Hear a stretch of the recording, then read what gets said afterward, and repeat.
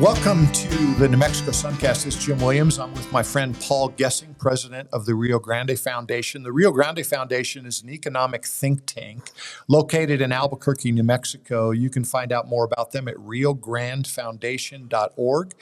But the tool that I want to start with talking about today is Paul Gessing's tool called the errorsofenchantment.com. They also have a podcast. You're going to learn a lot today about Paul. I love him because, I said this to him, teasing him earlier, he's a basketball player, so he immediately has credibility with me.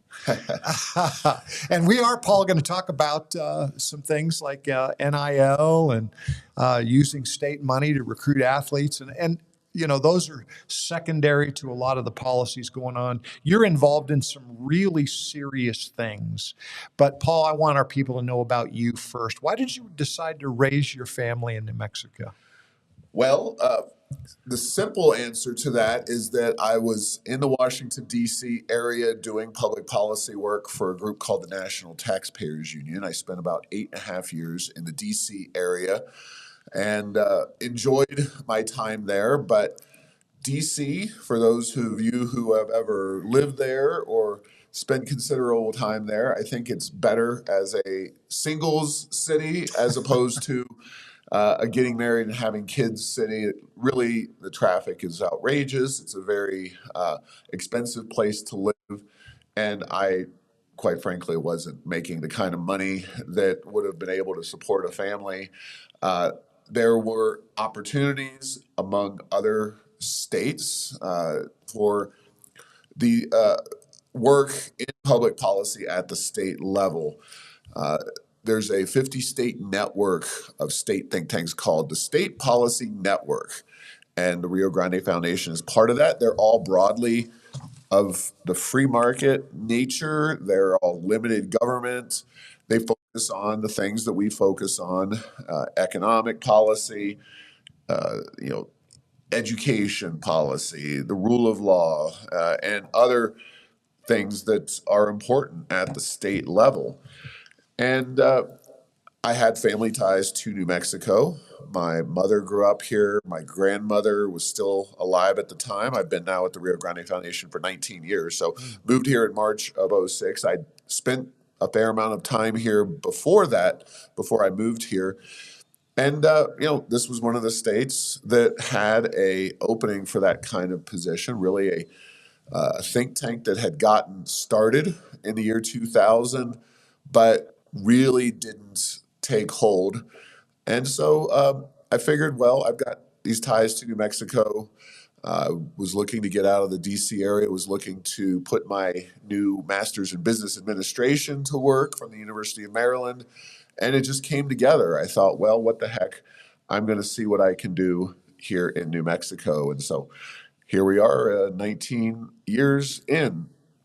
Well, again, getting to know you a little bit, how have your food preferences changed since you moved to the great Southwest? Well, I kind of knew New Mexican food as a broad area of, culinary area. I had these kinds of foods before because, of course, having family here. And when I say that I spent time here, oftentimes it was close to nearly a month in time that we would drive out from Ohio, where I grew up and where I lived most of my life, to New Mexico. So my mom was a school teacher. She had that kind of time during the summer.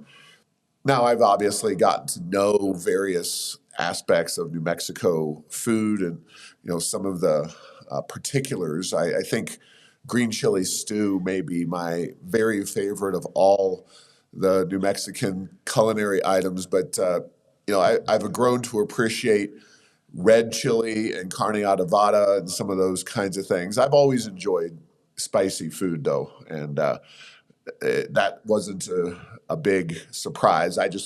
I now have my, you go to a restaurant, especially one of the kind of renowned New Mexico food places, and I have the rule of salsa, which is you don't start eating the chips and salsa until you have a cup of water in front of you, because you can wind up in a situation where you've got 5 or 6 chips in you and you suddenly realize how hot that salsa is and you don't have any water sitting around and you're starting to suffer as you try to flag down the wait staff.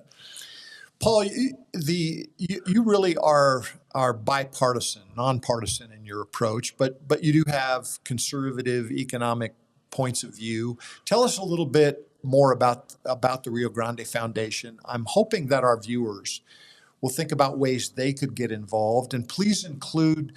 You do a couple breakfasts, you do some evening dinner presentations and different things. Tell us about all that.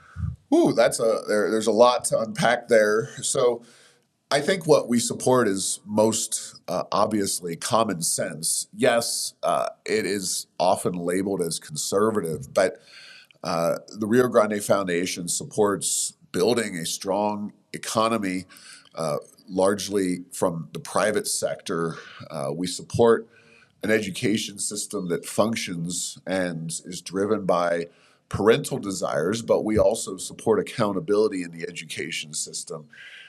We support constitutional liberties and the way the founding fathers, not just of the nation, but of New Mexico, viewed a balance of power and separation of powers as important for good governance. So let's start with the economy. That's probably the single greatest area, and it's the single most frustrating area for us about New Mexico, because you look at population charts for New Mexico and the rest of the country, and you see historically Americans for generations have been moving south and west to places like New Mexico, places with nice weather, with wide open spaces, with all of the things that we have. But they've been passing New Mexico by to go to Arizona, to go to Utah, to go to Texas, which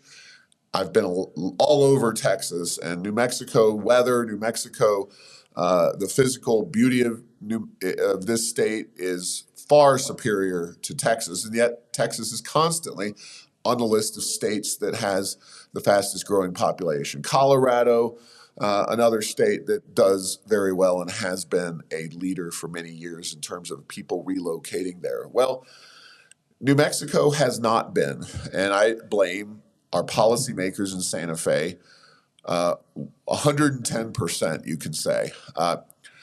Why is that? Well, New Mexico has better things than, you say, Arizona. We were a territory with Arizona historically before we became a state. New Mexico happened to get, in my opinion, the vastly superior weather. Yes, if you hate snow and you never want to see snow, then Phoenix is all yours. But you're going to be living in 120-degree heat for 3 months out of the year. That's not my bag, and I know a lot of people don't like that. I'll take the weather in Albuquerque any day of the week over Arizona. And we got the oil and gas, by the way. And New Mexico has always been an oil and gas producing state, but in the last 5 to 10 years, we've become the second leading oil state in the entire country, only to Texas. But what are we doing with that? We're still among the top states in poverty. We're still among the states that has all of these social problems like crime. We're a state that's barely growing, and the population is actually shifting. So we're seeing older people moving here to retire and our younger people leaving the state. And these things are all driven by bad public policy decisions in Santa Fe and also throughout the rest of the state as well. Education. We're dead last in education. There's no easy way to say it. There's no other way to say it. According to the National Assessment of Educational Progress, data came out in October of 2022. We were fourth grade reading, fourth grade math, eighth grade reading, eighth grade math. In the National Assessment of Educational Progress, we were dead last. The data came out again. It's a test that's given every 2 years. Statistically representative sample of students all across the country. 2024 data came out early this year, 2025 in January. Again, dead last. Fourth grade reading, fourth grade math, eighth grade reading, eighth grade math. And you look at it and you say, well, yes, New Mexico may have some cultural issues, or we may have other challenges that we need to overcome. But what are we doing about that in Santa Fe? Nothing. It's spending money, no choice, no in education, no school choice.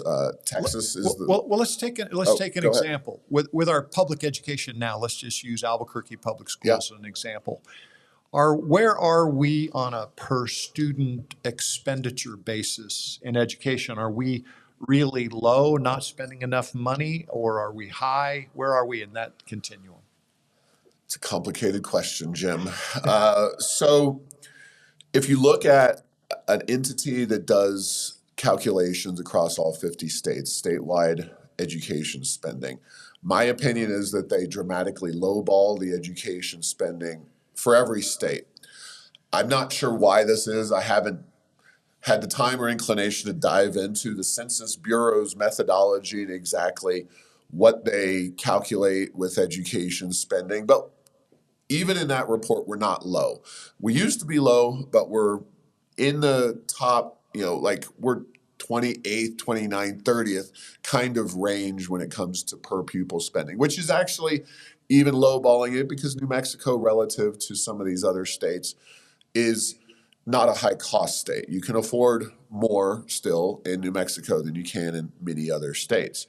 So it's, we're right in the middle of the pack, broadly speaking, when it comes to per pupil spending. Now, I just made the calculations today. I have a post at Errors of Enchantment about APS, and I use this wild and crazy mathematical technique called long division. And APS for next year, so the 25-26 school year, announced that they will be spending $2.3 billion for 65,000 students. And you do the math, and the number's not exactly off the top of my head, but we're talking about $33 or so thousand per student. Now you look at the Census Bureau data for the whole state, and they say we're spending $13,000 or $14,000. Now that's also a little dated, but there's no way because I've been calculating this information for years and years. Now, that wild and crazy long division technique does include the buildings that the kids are educated in. But last time I checked, every state in the country, every district in the country is educating their kids in buildings, not out in fields. And we could argue whether that may be superior, but the fact is they're in buildings, and that should be factored into the education calculation. Now, my kids go to a Catholic school, and their tuition is $6,500 a year. So imagine if we freed up those dollars to be used by parents and families and guardians to fund the education and use that money for the education of their kids. Now, high school is a little more expensive. St. Pius X, another Catholic school, I have another child that goes there. We're talking $14,500, $15,000 a year. Even the academy, though, spends well below APS's $33,000 a year. And if you want to homeschool your kid and take some financial, help through this, a school choice program to do that, that's fine. There's tutoring. There's all kinds of options out there. But we are spending way too much money in New Mexico to get the results that we are. Now, Texas is on the verge of becoming the 16th state to have universal school choice. So empowering parents and families is not some wild and crazy idea that's never been tried before. It is now being pursued by, like I said, more than 24 states. Texas likely to become the 16th in the very near future. But choice is by no means the only way to skin the proverbial education cat. We've also talked extensively about what Mississippi did. Mississippi, an impoverished state with many of the same socioeconomic problems as New Mexico. Mississippi chose to follow the Florida model, which was brought here to New Mexico by Susana Martinez, the former governor. Unfortunately, unlike Mississippi, we did not pursue the Florida model in any robust way. What is the Florida model? Well, it's a heavy focus on early childhood reading, because the idea is if you're not reading by fourth grade, you're sitting in front of a science textbook a math word problem, a history book in 6th, 7th, and 8th grade, and you got no clue what's going on, and you're heading towards dropout city. That is not what we want happening to our students. So by focusing on early childhood reading, by eliminating social promotion, the idea that you should just pass kids along even if they don't get the material, by teaching teachers to teach using phonics-based learning, not this whole language garbage and other kind of newfangled methods of teaching education, teaching reading, you can actually achieve great results. So the governor, like I said, former governor Susana Martinez attempted to implement many aspects of the Florida model. Hannah Scandera, of course, the education secretary, was met with nothing but hostility. Well, Mississippi went and did it. They bought into it, and they're kicking butt. And they are one of the states that's really turned their education system around. And you can go on to the New York Times, AP, numerous other media websites, usually not friendly to conservatives, NPR, and find article after article talking about the Mississippi miracle or some variation thereof when it comes to education. What is the pushback? Are people afraid that if there's a voucher system or, some other system where tax dollars can go to helping people pay for private education, do they think that'll put the public schools out of business? This is where you get to the dark places that I inhabit intellectually. I don't really understand it, and I try to understand. I think I derive a lot of my strategic thinking from kind of the art of war and Sun Tzu and all that kind of stuff.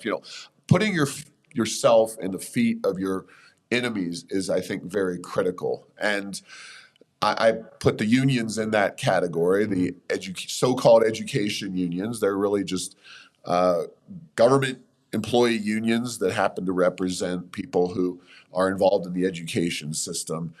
And one of the things that was a huge debate during the Martinez years was the idea of social promotion and stopping social promotion. The way I look at it, if I'm in the education system, I get another bite at the apple. I need to get another chance to help educate that kid. It's not like it's being done for free. You're getting another round of education funding to teach that kid.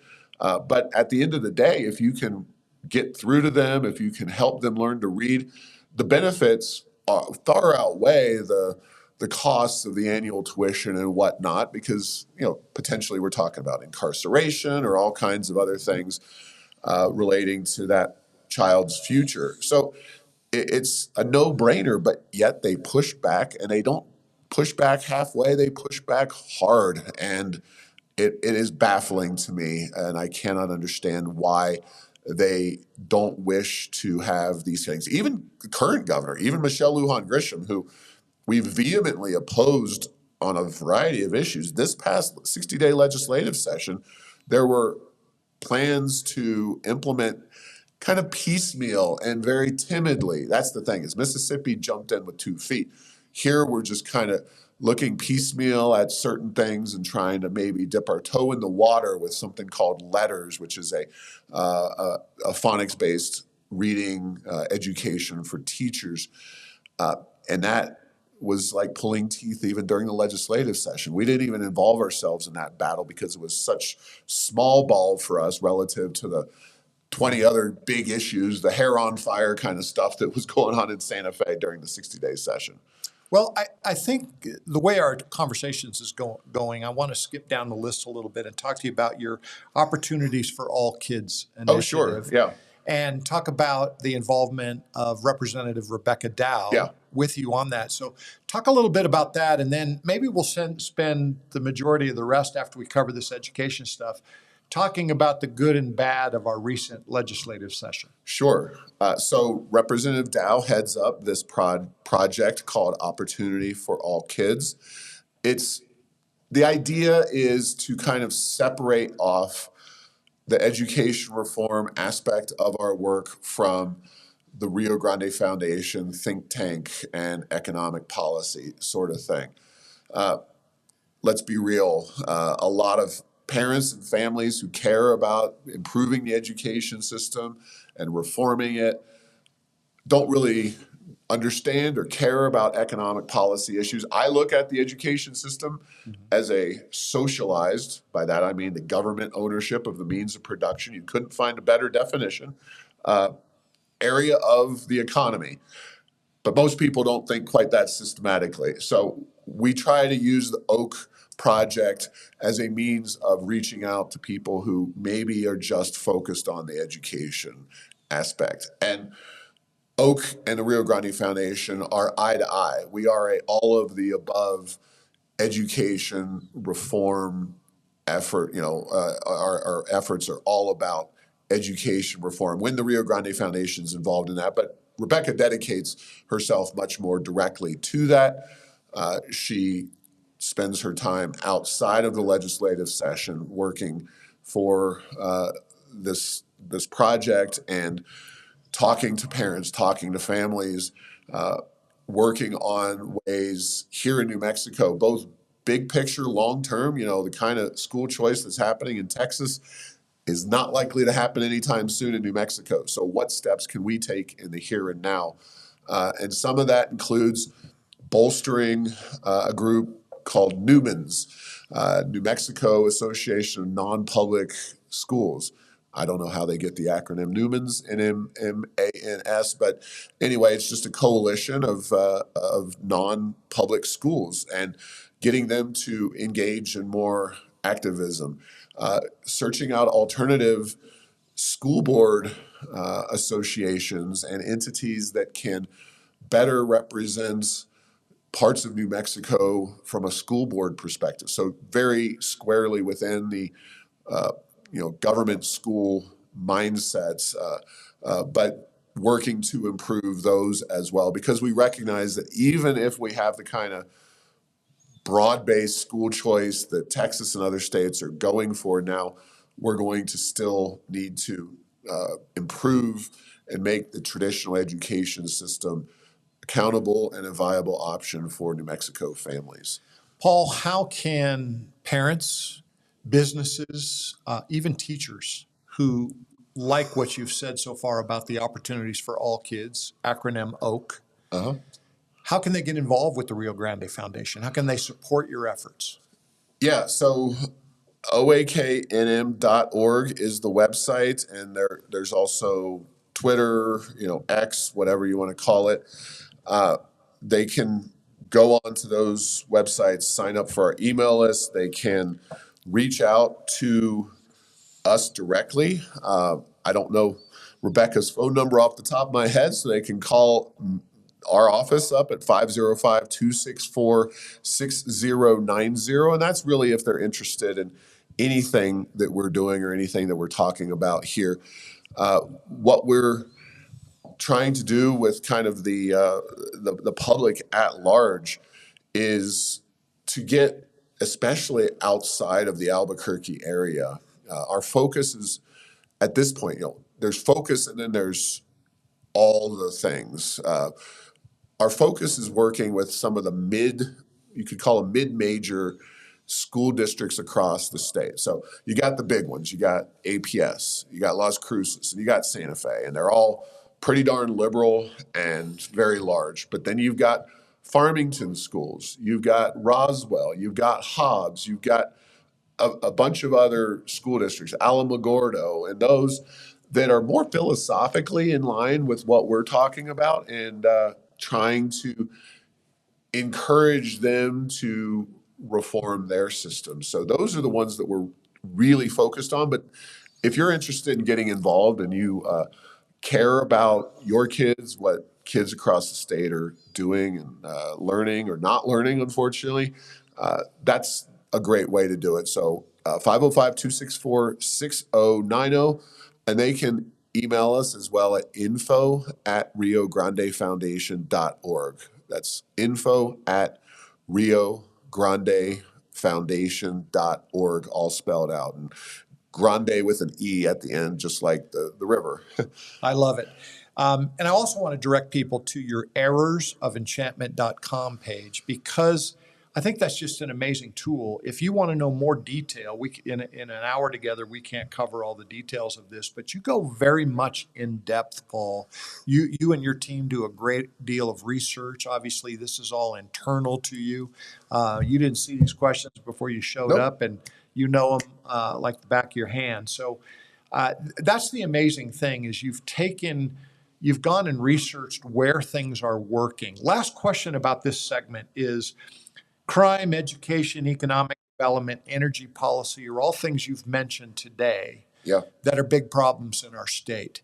Do you actually have hope that we could change this around? Because that's going to require that both sides of the aisle in the New Mexico legislature start working together. Do you have hope for that happening? Sometimes, like I said, I've been here 19 years. And when I started at the Rio Grande Foundation, I mean, I knew the state had a long history of being kind of a blue state, Democrat controlled. But it was also during the Richardson administration where Bill Richardson, for all of his many flaws as a human being, was a relatively responsible and common sense kind of guy. He did some things that I didn't agree with at the time, and we certainly called out the rail runner and the spaceport, and we've been proven right time and time again on those. He was running for president. He wanted something big or some big thing he could tie his presidential campaign to. And I get it. I disagree with them. And they waste money every single day, unfortunately, in New Mexico. But he is light years away from where we've gone with Michelle Lujan Grisham in particular. She is not pro-business. She does not play nice with others. She does not collaborate across partisan lines.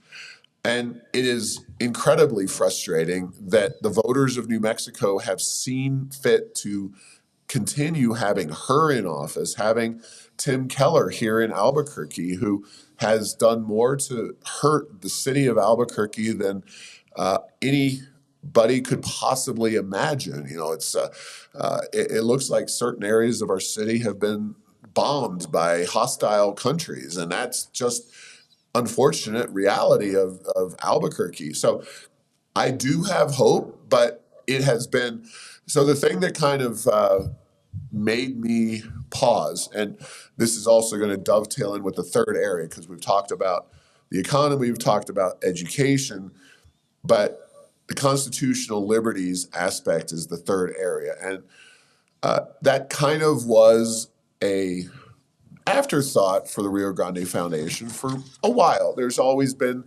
discussion of gun rights, the Second Amendment, but until COVID came along a little over 5 years ago, and the governor decided to lock our kids out of school for over a year, which is the primary reason we're dead last in education, by the way. We've never excelled, but the COVID lockdowns had more to do with our plummeting to the very bottom than anything else. And the governor attempting back in August, September of 2023, through a public health emergency to eliminate the Second Amendment to the Constitution right here in Bernalillo County, a move that David Hogg, now vice chair of the Democratic Party and a renowned anti-gun activist, said there's no Second Amendment exemption to the U.S. Constitution. When he rebukes you at a national level, you're clearly the most anti-gun, anti-constitutional governor in the entire country. So, and I to reelect Lujan Grisham in 2022, it's sad. It truly is sad to go along with the way the governor and her attitude and her finger wagging and her high-handed approach to everything and calling out people in Espanola for not wearing masks in public. And we all know that masks were bogus at this point. That really gave me pause, not just about New Mexicans, but kind of the human willingness and desire to stand up for themselves on their own 2 feet. So that was a pretty disappointing and moving point in my lifetime. We homeschooled our kids for a year. We pulled them out of the the APS school that they were in and moved them to the Catholic school. So I still think New Mexico can improve and change, but we're in a dark and bad trajectory right now. And something needs to change. And I think the thing that has to change is that voters need to say, I'm sick of failure. I'm sick of being dead last. I'm sick of driving in certain areas of town and thinking it's zombie land or an apocalyptic, dead zone. And I go through the war zone on a regular basis. There's videos that YouTubers have made that go an hour in just watching what's happening on a given evening at Wyoming and Central and any of those neighborhoods back there. And it's depressing. And I live here. Now, if you see that, you come in from another part of the country, you hear the National Guards deployed, you got all these negative stories. It's pretty tough. So it's in the hand of the voters. They can choose, we can choose whether we want to improve our state or not. And it's frustrating to see the way things are going. Paul, when you talk about Michelle Lujan Grisham, Yes. you don't just complain. You're actually providing all kinds of alternative policy information and quoting sources and letting her know and us know in arrowsoфenchantment.com where your ideas, where you've gotten your ideas from. I don't know that you would ever say this is an original idea that Paul Gessing's had, but maybe you have had some of those, and we appreciate those because just to do the research and everything really takes a lot. But here's a headline from one of your blog posts recently. It says, MLG is right. Michelle Lujan Grisham is right. This kind of flies in the face of what you just said. Yeah. The legislature lacks both strategic coherence and fiscal responsibility. But then you add in brackets, but she does too. What's that article about? Oh, boy. So as we record this, we are not far in terms of timeline from the conclusion of the governor's signing ceremonies. So 60-day session lasts from mid-January to the end of March, kind of that time frame. And then the governor has a few weeks at the end of that bleeds into early April to sign or veto bills. And as is usually the case, every governor I've ever seen does this. They kind of make their biggest and boldest moves at the very, very end. So it was the last Friday before we're recording this, and the governor vetoed it's a tax bill. And I use that in air quotes for people who aren't watching, because yes, it became a tax bill, but the backstory here is where this gets really interesting and where I kind of hang my hat in terms of what I said about this. So let's start off with this. New Mexico has been in a state of many billions of dollars in budget surpluses, thanks largely to the oil and gas industry, largely thanks to findings in the Permian Basin, which we share with Texas, which is down around Hobbs and Carlsbad in the southeast corner of the state. The current, the budget surplus available to this legislature and this governor as the session kicked off was about $3 billion. The general fund of the state, the budget that they pass is about $10.8 billion. So you're talking a very significant percentage of the annual budget that we have in addition to that $3 billion or so dollars. Well, the way it works in the budgeting world in the legislature is that before the session, the governor and the legislature come up with a budget. And if they want to do something on taxes, it could be what I want them to do, or it could be what they want to do. Anything that affects the revenue downward, of course, because you're going to generally go with a tax reduction. You have this money set aside for tax reduction. Well, neither the governor nor the legislature set aside any money in their budget for tax reduction. So they get into the session, and this bill, HB 14, it starts out as just a tax credit, an earned income tax credit. Now you get into all the complicated aspects of that. And this is geared towards low income people. That's fine, but it is only for low income people. And it's not a tax cut like if you took out a tax bracket in the state income tax for at the lower level and said, we're going to zero out this tax bracket. So if you make, say, below $50,000, you pay no state taxes. Okay, that's fine. Everybody who makes more than that also gets to, for the first $50,000 to not pay that tax rate. No, the earned income tax credit has, a cliff effect, and it's not available for people making above that amount. So if you make above $50,000, it just goes away and you lose all aspects of it. So it sets up some very tricky issues with people who are maybe taking a new job or a pay raise or something. They're like, well, I don't want this pay raise because if I go over $50,000 now, I get to pay higher taxes overall. And then there's a refundability aspect. A refundability issue is where it's called a refundable tax credit, where if you make, say, zero money, then the state hands you a check. So now you're creating a new welfare program. Well, I didn't like this one. So then it goes through the process, and the legislative, process on this thing is just very, very lengthy. It was paired with a oil and gas tax increase to pay for this tax reduction. Then you had a alcohol tax added, a 20% increase in the excise tax for alcohol, which we can argue about alcohol taxes and their benefits and drawbacks, but we don't support them as a general rule. And then there were other tax credits for journalists and for first responders. That's fine. But anyway, to make a super long story somewhat less long, after a lot of wrangling, it just became the earned income tax credit and the alcohol tax. The Senate refused to go along with the oil and gas tax increase. There was an extension of a gross receipts tax exemption for medical providers, but it was not even going to take effect till 2028. It was going to last for 2 additional years. Whoopee. Anyway, so this passed through the legislature, and the governor had it on her desk on the last day of the signing session. I said, I don't often understand what this governor's thinking, but I think she may have something to say about this particular bill. Sure enough, she vetoed the whole shebang, and that's where she got her signing statement about fiscal responsibility and strategic thought. And I said, well, yeah, she's right. I agree with her. God bless her for vetoing this thing.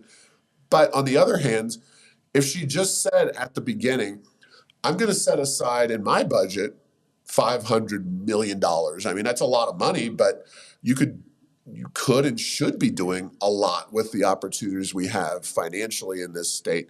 And then she could have told the legislature, hey guys, here's some thoughts. I would like to do some things with this. They're going to have their own thoughts, and especially with the progressives and the governor not being in sync, so to speak, they would have probably done some of their own things. But have the foresight to do that in your initial budget and then have that debate on the backside. And if they go too far afield, you don't like what they have, she's got the line item veto and the veto power. She can line item specific things out of a bill. She's done that before. Or she could do as she did and veto the whole thing. So that's my broad and lengthy conversation about the governor and her lack of vision and strategic thinking, and just not, even while I agree with her, I really can't get behind what she's actually doing, which I don't understand what she's doing. Paul, I'm asking simple questions, or I'm asking short questions that have long answers, and I really appreciate the time. But here's another short question. Why do we have so many doctors leaving our state? Getting a doctor's appointment in New Mexico has now become a 6-month proposition. Well, the short answer is our medical malpractice and trial attorneys, which drive that medical malpractice insurance upward. Now, just on that, it's also not a completely short answer. In 2023, the legislature was under immense pressure to address one aspect of the medical malpractice issue that was causing doctors to leave very, very quickly. After that was a 60-day session. After 53 days of that session, again, you're going to think I'm praising this governor, which I'm not really, but I'll say it anyway. the legislature had been killing, Democrat-controlled legislature, heavily funded in their campaigns by the trial attorneys. They had been killing off all of the bills to address in that year, 2023. Then, with 7 days left in the session, the governor got everybody in a room, the trial attorney groups and the medical professionals and their groups, even the Republicans, et cetera. And she said, basically, I'm paraphrasing, I'm not going to be governor when the last doctor leaves New Mexico. So they did something. They addressed one aspect of the medical malpractice issue in the state of New Mexico. Well, fast forward to this year, the next 60-day session, and there's obviously more work to be done. There's more issues with medical providers leaving. And there was a couple of different things. One was a broader cap on medical malpractice that was pushed. That got one hearing and was killed outright. No intervention by the governor or the legislature, just said, we're done.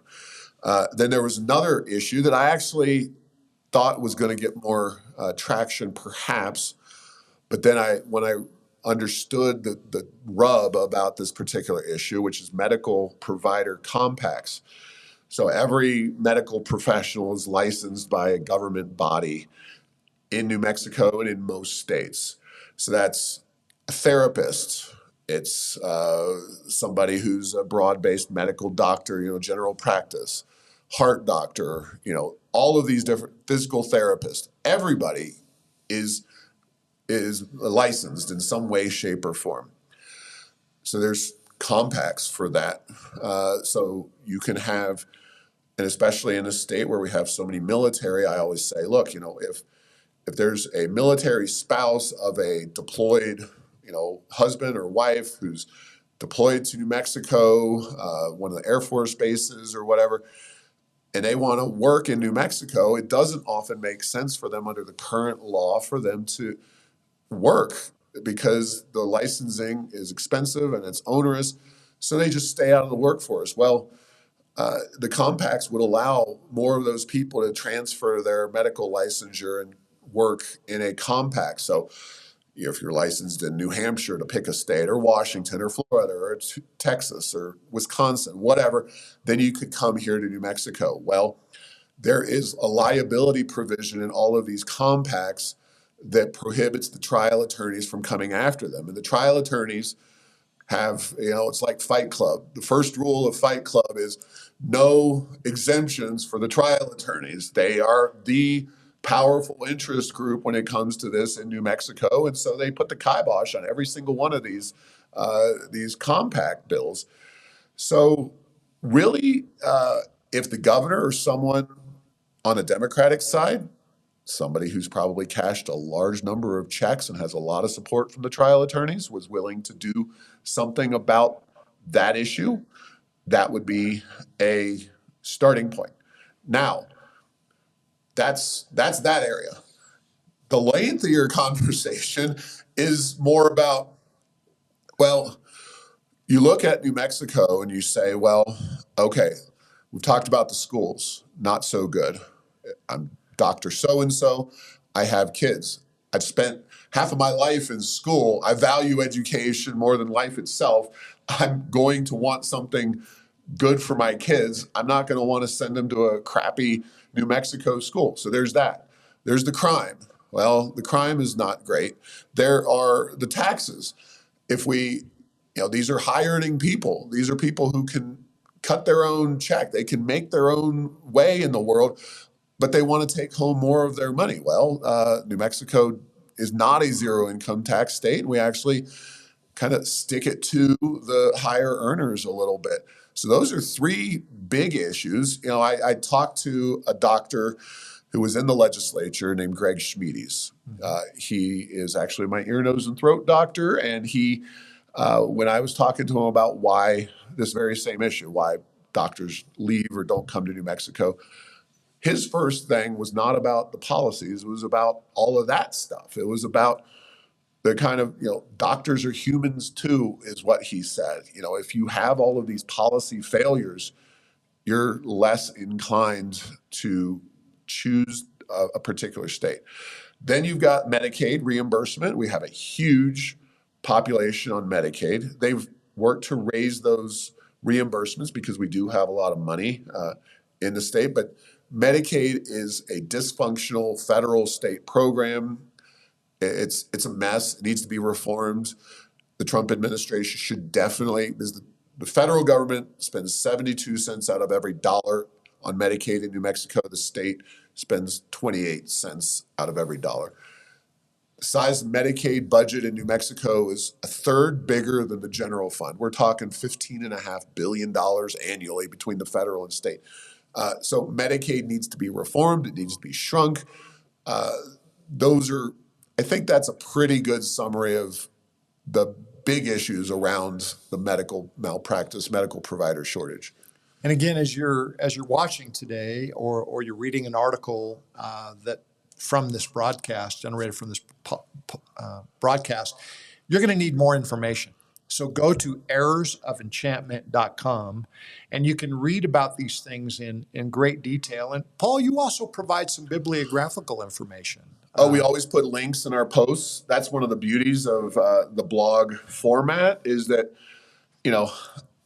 as I'm sure you did, growing up and going to high school and college, you had to do these footnoting exercises where you had to put the footnotes from the relevant publication. Well, now it's real easy because you can just put the link in the post by the relevant text. And so I always make sure that the link is clear in its direct relevance to the information being provided or being sought by the reader. I'm not trying to hide the ball here. All of the stuff that I'm talking about, while it requires a lot of reading and research and thought about, it's actually very simple.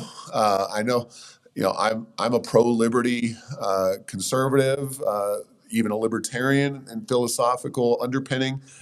And my basis is individual freedom. I believe that when empowered, when they are kind of forced to choose, average people using their own resources will make better judgment decisions about a variety of things than the government will do. And New Mexico is the poster child for that. New Mexico is a state that's been driven by the government for over a century now. And there's a reason we're at the bottom of all the good lists and the top of all the bad ones. Paul, I have this vision in my mind with everybody, not just you, but everybody I know that's involved, maybe as a legislator, a state senator, a policymaker. I envision that during the legislative session, you don't sleep. So my question is directed to, what are a couple of the last question? Sure. What's the most happy thing that happened for you during the legislative session? Was it defeating a bad bill or a great bill passing? Well, Jim, I can't just tell you one thing. So there's two things that I'll say here. So in terms of accomplishments, there's no question that defeating the paid family leave HB 11, which the entire business community and policy organizations on the center and the right side of the political spectrum have united to oppose for several sessions now.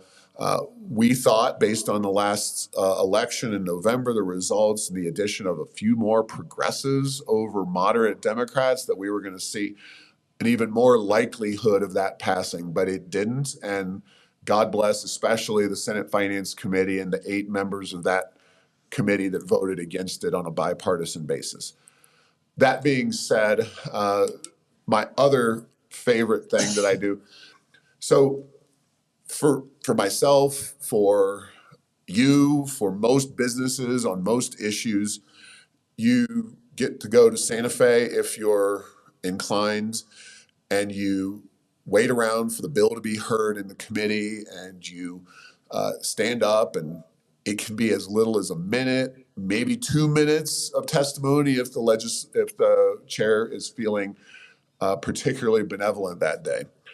But what I've enjoyed doing when given the opportunity, of course, Republicans rarely put bills forth that have a chance of passing, but they do, to put ideological markers out to say, we want to discuss X, Y, and Z topics. So I got to do what's called expert witness. I got to sit with the legislator and not have any time limits. I got to be asked direct questions by legislators, including hostile members who were trying to poke holes in the issue I was discussing. So one of those was Representative Elaine Sena Cortez, a freshman Republican from Hobbs, who's fabulous and a rock star.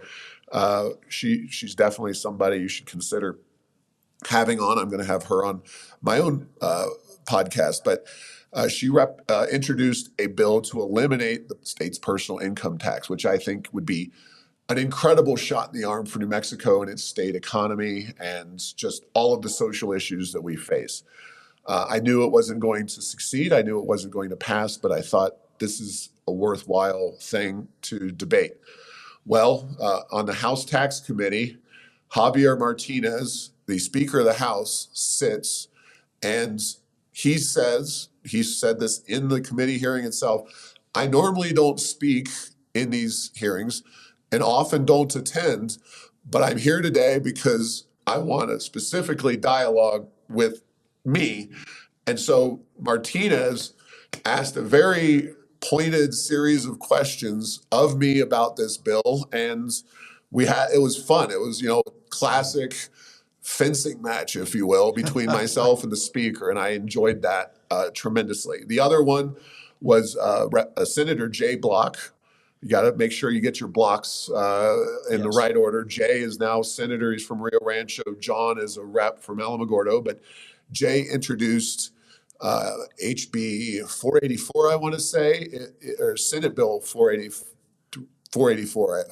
It was his Doge-related Gatto bill. He called it the Government Accountability to Taxpayers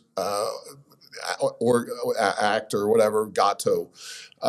Anyways, to set up a independent entity at the state level to go after waste, fraud, and abuse in government. And unfortunately, it was at the very end of the session. It was very rushed. The committee chair didn't want to hear much discussion, but it was another opportunity I had to be an expert witness and support a legislator right there and try to push for better policies in New Mexico. So that's another long answer, but there you go. I love it. Paul, you've been so gracious to give us your time, and I hope you'll visit with us again. Thanks so much for the Rio Grande Foundation.org. That's Rio Grande, Grande, foundation.org. And I love reading errorsoфenchantment.com, and I go to that on a daily basis. And real quick, on RioGrandeFoundation.org, the results from our Freedom Index, in which we track and rate all of the legislators in Santa Fe, that information is now finalized for the 2025 session. It's publicly available. You can go in and find out who the freedom fighters are in Santa Fe and who are the ones that are stabbing the taxpayers and New Mexicans searching for more freedom in the back, so to speak. So check out that Freedom Index and ask questions of your legislators based on the issues that they're voting up or down on. Thank you, Paul. Thank you, Jim.